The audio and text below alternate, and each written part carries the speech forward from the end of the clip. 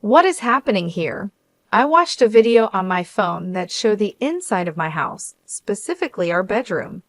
I have an app that lets me watch live footage from our security cameras at home. In the video, I saw my husband with another woman. They were too close to each other to just be friends. Then I heard them talking. Are you sure she doesn't suspect anything? Yeah, I've been following your instructions perfectly. She has no idea. She totally believes me. They laughed and playfully jumped onto the bed. I was shocked because the woman with my husband was my own sister. My name is Karen McDougal. I am 53 years old. My husband James is almost 56, and we have been married for 21 years. We don't have children, and it has always been just us two. We had a comfortable life until about 12 years ago when James was diagnosed with early onset dementia. His condition worsened over time. He began forgetting important meetings, how to do his job, and where he placed things. He even had trouble dressing himself and would often bump into things. Once, he left a kettle on the stove, nearly causing a fire. So James and I sought advice from my sister, Nicole, who runs a care home. She recommended a hospital where James was diagnosed. He had to retire, and now a caregiver from Nicole's facility visits our home twice a week. These days, I am the main earner in our family, working hard every day. One day when Miss Tom, our regular caregiver, visited, Nicole came with her. She said, "How's James doing? He's your husband, and I'm worried too." Since we started using Nicole's facility, she often stops by to check on us. I left for work knowing James was in good hands. My sister Nicole has looked after him like a brother ever since we got married. She always wanted a big brother when we were kids. She was very upset when James was diagnosed with dementia. Although she's busy, she often checks on us, which I really appreciate. Thanks to Nicole and Ms. Tom, I can work peacefully knowing James is safe at home. Without my job, we'd struggle financially, so I'm very grateful to them. However, they can't help on weekends, so I take care of James alone then. I work during the week and care for James on weekends, leaving me no time for myself. I hadn't realized how tired I was, but a nurse at the hospital, who I've known for nearly 12 years, noticed. "Mrs. McDougal, it's tough caring for your husband. You need some time to rest," she told me. I know I can ask Nicole and Miss Tom for emergency help, but I don't want to trouble them more. By the way, there's a new nurse here from a specialized dementia hospital in Kansas City. She might help you. Look, there she is. I looked where the nurse was pointing, and to my surprise, it was Judy, my best friend from college. We hugged and caught up happily. Judy, who played softball in college and still looked sharp with her neat, short haircut, exclaimed, "Karen, you haven't changed at all." "Neither have you, Judy. I'm so glad to see you," I replied. Judy had waited for her children to grow up, divorced, and moved back to her hometown. "Let me know when you're free for coffee," she suggested. Just then, James came out in his wheelchair after his tests. "This is my husband, James," I introduced him. "It feels like it's been forever since our wedding." "Yes, it has been a long time," I replied to Judy, my friend from college. As she bent down to look James in the eyes, he was sitting in his wheelchair. Judy paused, looking a bit unsure. "Oh, sorry, James. We met at your wedding, right?" she asked. James smiled at her and replied, "Is that so? I'm looking forward to your future care. Thank you in advance." Judy seemed to have a thoughtful look as she observed James. Noticing my confused expression, she stood up smiling. "I've taken care of many patients like your husband, so I might be able to offer some advice.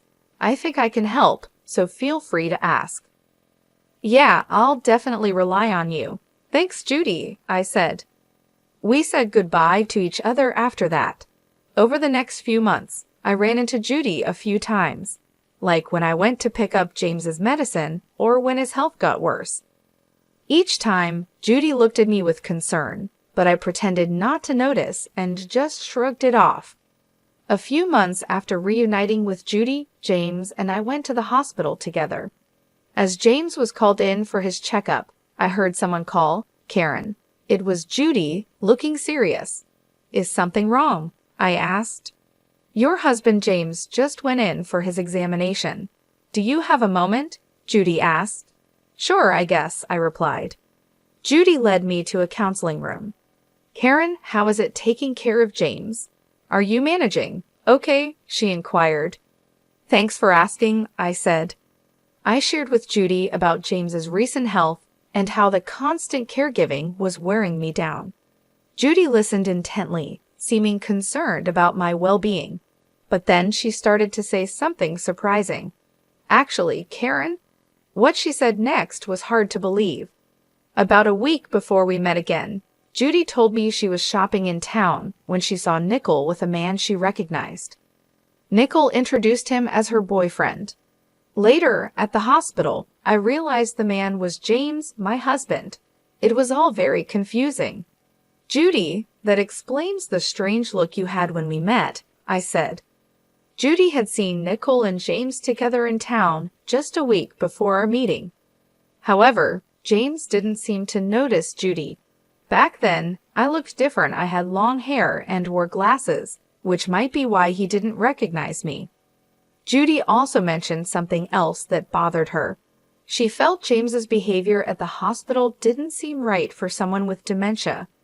He acted just like someone she had seen at her old job who was faking dementia. The man she saw in town walked confidently and responded clearly, looking perfectly healthy. "Could you have mistaken someone else for him?" I asked. "I don't think so," Judy replied. "You know how James has those distinctive moles under his right eye? The man with Nickel had them too. It's quite a unique feature." Judy realized she might have spoken inappropriately about my husband and apologized.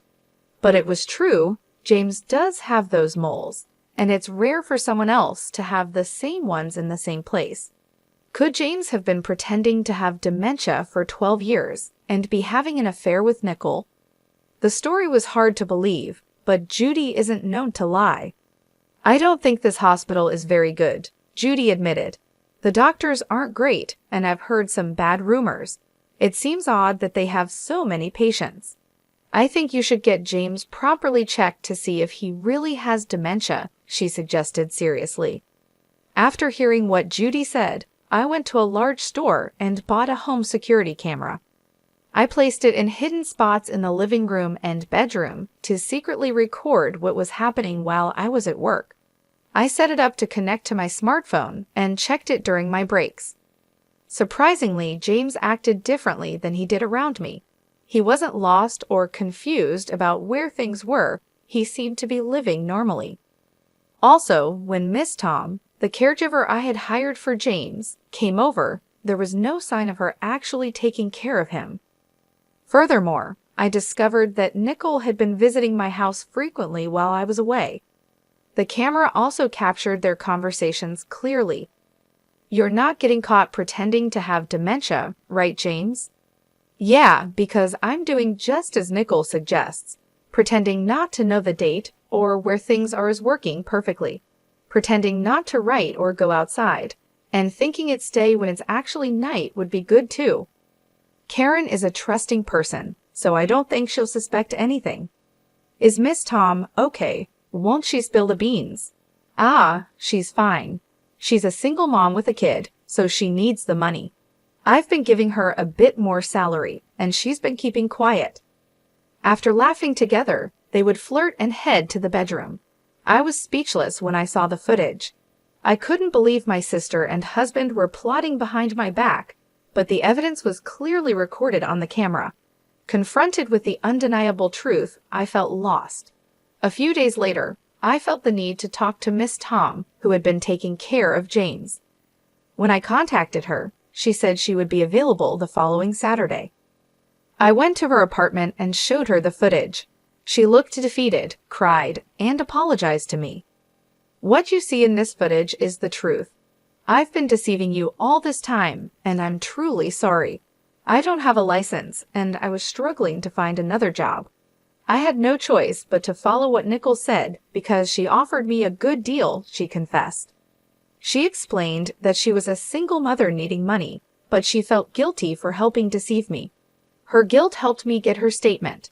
She also gave me copies of receipts, daily reports, and her diary from that time. No matter how much I needed the money, what I did was wrong. I am really, really sorry, she kept saying. Besides the evidence and testimony from Ms. Tom, I gathered more proof by talking to a few people involved and then spoke with my lawyer. I decided it was time to confront James and Nicole. I pretended to go to work like usual, waited near my house, and went back when Nicole arrived, and they were likely together. I caught them off guard, and they panicked. I know everything now, James, I said coldly. He quickly started confessing. It wasn't my idea. Nicole seduced me. She suggested we pretend I had dementia so you would support us. We could meet while you were at work. Even Ms. Tom was hired by Nicole as an alibi. Nicole got angry and shouted James was fully involved in the plan, and now he's trying to escape blame. That's cowardly. Shut up. You were the one pushing this idea. As they argued, my heart turned cold watching them blame each other. I had reached my limit with the antics of Nicole and James. Exasperated, I commanded, "That's enough. Both of you, get out." I didn't just speak. I acted, tossing them out of the living room window along with their clothes and Nicole's purse, which were scattered all over the floor. Then, I slammed the window shut. They continued to bang on the glass, pleading for a chance to explain, but I was done listening. I drew the curtains to shut them out completely. Their persistent banging prompted me to send a stern message via WhatsApp. Be quiet, or I'll call the police. Leave now. That silenced them. Over the next few days, they repeatedly came to my house and bombarded me with messages on WhatsApp, which was incredibly irritating. To escape the constant reminders of their betrayal, I decided to sell the house. Fortunately, I had the foresight to transfer the property into my name after James was diagnosed with dementia. Given his condition and retirement, he was no longer in a position to manage our finances, including the mortgage. This precaution proved wise, as I was able to sell the house for a good price and purchase an apartment with the funds I had discreetly saved over the years. Although I hadn't anticipated such a drastic turn of events, I was relieved that my past decisions had prepared me well. Consequently, I filed for divorce from James and pursued a division of our assets. It didn't matter whether he was financially capable of settling claims or not. This action was more about sending a clear message that what they had done to me was unforgivable and unforgettable. Post-divorce, I learned through the grapevine that James had remarried and was now living with Nicole in what used to be her house. However, their situation seemed far from ideal. It appeared that the initial thrill of their affair had worn off after marriage. Living together in the harsh light of day, they had to face the reality of their relationship, accept each other's flaws, and occasionally turn a blind eye to their irritations. I imagine this proved challenging for them, considering they had stepped into marriage in the aftermath of deceit. If they ever considered separation, it would not be straightforward. With both of their parents gone, and the house where James and I had lived already sold, James had no old home to return to. They had no other family to fall back on, leaving them to navigate their complex relationship alone. As for me, I couldn't care less about their difficulties. They had made their bed, and now they had to lie in it. After Miss Tom came forward with her revelations, the repercussions were swift and severe. Nicole's care facility had its license revoked and was subsequently shut down. It turned out that the facility was financially unstable. It hadn't been making enough profit to cover the loans taken out from the bank at its inception. Now, Nicole is burdened with a significant amount of debt. This seems like a fitting consequence for a sister who betrayed her own family by stealing her sister's husband. The doctor who issued the fake diagnosis for James also faced serious consequences following the exposure of his malpractice. His reputation was tarnished, and his professional misconduct led to a domino effect within his clinic. His staff, disillusioned and disappointed by their association with unethical practices, resigned one after another. Judy was among those who left, no longer able to support the deceitful operations. With his team dissolving, it became impossible for him to maintain his clinic, leading to its inevitable closure. This doctor had been involved in corrupt activities, accepting bribes from disreputable sources to produce false medical reports. He had issued such a report for James, falsely diagnosing him with dementia. In exchange for these reports, he received patient referrals from these unethical collaborators. This explained the influx of patients at his clinic despite his lack of skill and poor reputation. The revelation of these deceitful practices was a shocking discovery for me. It highlighted just how egregious some medical professionals could be, exploiting their authority and the trust placed in them for personal gain. However, this situation also forced me to confront a painful truth about myself. I had been overly trusting, taking my sister's and the doctor's word at face value without sufficient scrutiny. Judy often pointed out that my kindness and trust in others were excessive, and this ordeal confirmed her observations. This entire experience has been a sobering reminder of the importance of vigilance and the potential consequences of naivety. It has prompted me to reevaluate how I trust and the extent to which I should verify information, especially when it concerns the well-being of my loved ones. As painful as these lessons have been, they have instilled a more cautious approach to trusting others in my future interactions. I used to trust people easily, but recent events have taught me the importance of questioning what I'm told and relying more on my own judgment. It's a difficult shift, considering my natural inclination to see the best in others, but it's become clear that being too trusting can lead to serious consequences. While I navigate these changes in how I approach relationships and information, it's reassuring to see familiar faces settling into new beginnings.